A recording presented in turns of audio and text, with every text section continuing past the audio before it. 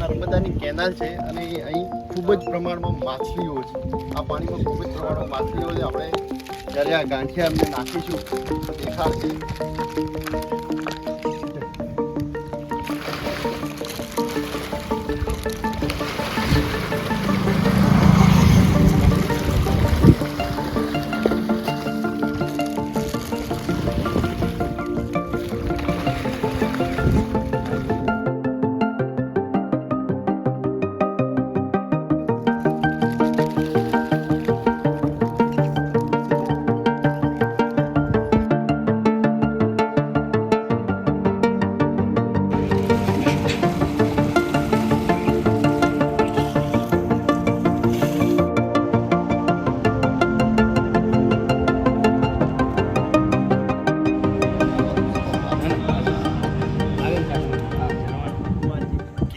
Colony છું અને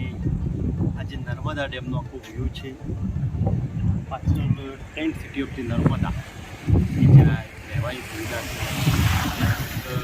તારક મહેતા કા ઉલ્ટા ચશ્મા જેનું શૂટિંગ પણ અહીંયા થયેલું છે. આની બહુ ખાસ વાત છે કે બહુ એકદમ ઉજાળું વાતાવરણ છે. એકદમ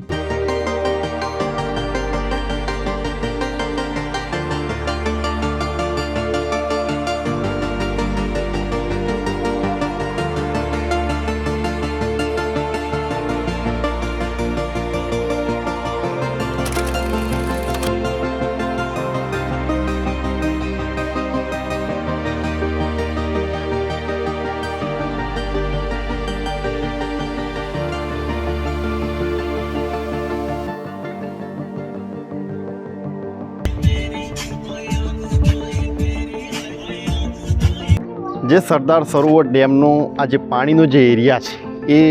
મહારાષ્ટ્ર, ગુજરાત અને મધ્યપ્રદેશ આ ત્રણેય સ્ટેટની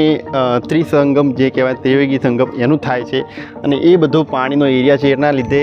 આની જે પણ ઇન્કમ છે, દાખલા તરીકે ટર્બાઇન દ્વારા જે વીજળી પેદા કરવામાં આવે છે એ વીજળી એ ત્રણેય સ્ટેટોને અલગ અલગ રીતે ડિવાઇડેડ કરેલી છે. જેમાં મધ્યપ્રદેશને 57% છે,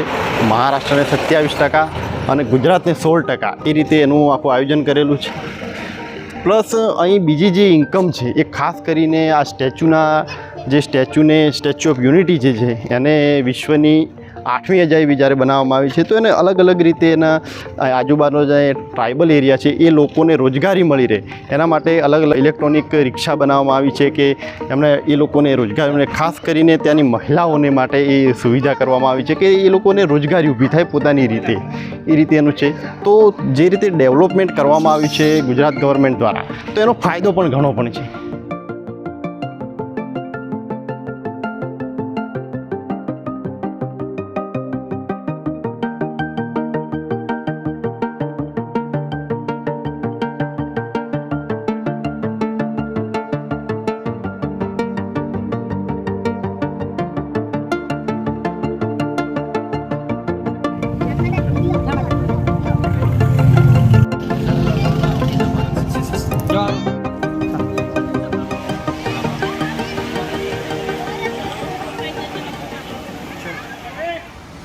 એકદમ આ ઝરવાણીના વિસ્તારમાં એકદમ હરિયાળી છે, પાણીનો ધોધ છે, એકદમ હરિયાળી જંગલ ટાઈપ વાતાવરણ. કહેવાય ને કે ઇન્ટરનલી જે પીસફુલ માઇન્ડ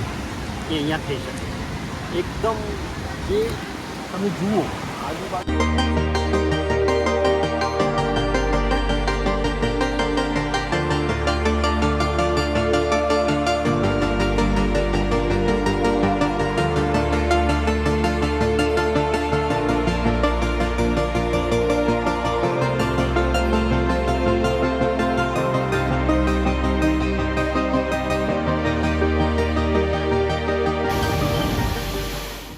જે સીતાફળના જે ઝાડ છે અહીં દ્રાક્ષ ઝાડ છે આ બધું પોતાની રીતે જાતે ઉગે છે કોઈ એમના પ્લાન્ટ અહીં સીડ પ્લાન્ટિંગ કરવા નથી આવતું જાતે તે ઉગે છે ખાસ કરીને આ જંગલમાં શાકના બહુ ઝાડ છે શાકના ઝાડ તો જાતે જ ઉગે છે જંગલમાં જે એનું કહેવાય ને શાકના જંગલ જ છે યારે અહીંના ચરવાણી બાજુ કેવડિયા પછી આ સીતાફળ પછી આ જે શું કહેવાય આને આ બધું જાતે જ જંગલમાં ઉગી નીકળે છે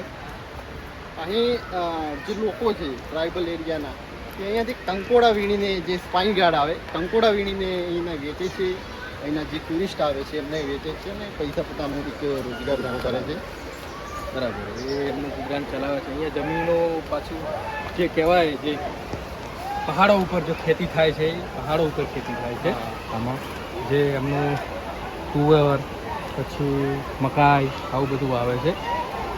પહાડો ઉપર ખેતી કહેવાય સમતલ જમીન કોઈ નથી જે પેલી કાઉન્ટર પદ્ધતિ એને કહેવાય કાઉન્ટર પદ્ધતિથી પહાડોમાં માઉન્ટ ઉપર જે ખેતી થતી હોય છે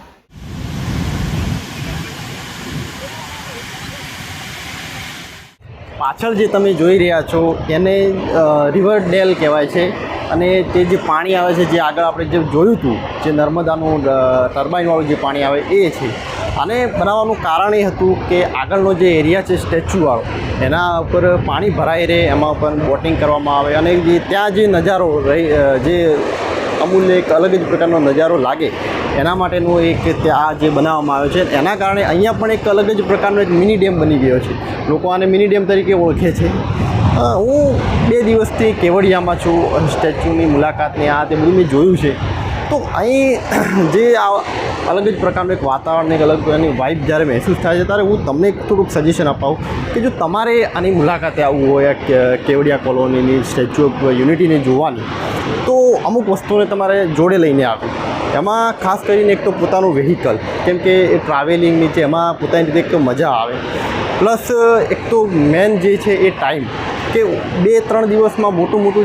જોઈ શકશો વધારે નહીં જોઈ શકશો એટલે જો તમારે પ્રોપર જોવું હોય પ્રોપર એની ફોટોગ્રાફી કરવી હોય વ્યવસ્થિત એને સ્ટડી કરવી હોય સમજવું હોય તો સમથિંગ ઓછામાં ઓછા 5 દિવસ તો તમે લઈને જાઓ પ્લસ સૌથી 3 જે ઇમ્પોર્ટન્ટ છે એ છે પૈસા કે અહીંના જે ચાર્જ છે એ બહુ મોંઘા છે તો કેમ કે રહેવાનું જે ખર્ચ છે વગેરે વગેરે અને અહીં આવતા પહેલાં તમારે પ્રોપર એની એક તો સ્ટડી કરી લેવી કેમ કે અહીં જો અહીં આવ્યા પછી તમારે જો ગાઈડને એ રીતે જરૂર પડશે તો એમાં વધારે ખર્ચ નહીં થઈ શકે તો પ્રોપર જે એની મજા લેવી હોય તો આ રીતે આવી શકશો અને મેં આગળ જેમ તમને વાત કરી તેમ કે અમુક સમય ઉનાળાનો સમય ચોમાસાનો જે સમય હોય એમાં આવા સમય તમે આવો અહીં અલગ જ પ્રકારની મજા આવશે આખો દિવસ જે તમે વર્કહોલિક જે છો વગેરે વગેરે તો એના કરતાં થોડોક સમય આ કુદરતી જે સૌંદર્ય છે એને માણવાની મજા છે મને અહીંયા જે કેવડિયા છે અને મને જે લોકો અહીં ગાઈડ કરી રહ્યા છે મારી ફેમિલીની એ એક તો મારા મોટા ભાઈ છે જસપાલથી કેવડિયા પોલીસમાંથી અને બીજા છે મારા અંકલ પ્રભાતસિંહ જે એસઆરપીએમ છે તો એ બંને જણા અમને બહુ સારી રીતે અમને ગાઈડ કરી રહ્યા છે અલગ અલગ વસ્તુ બતાવી રહ્યા છે કયું સ્થળ સારું અને બધું રીતે મજા આવે છે અહીંયા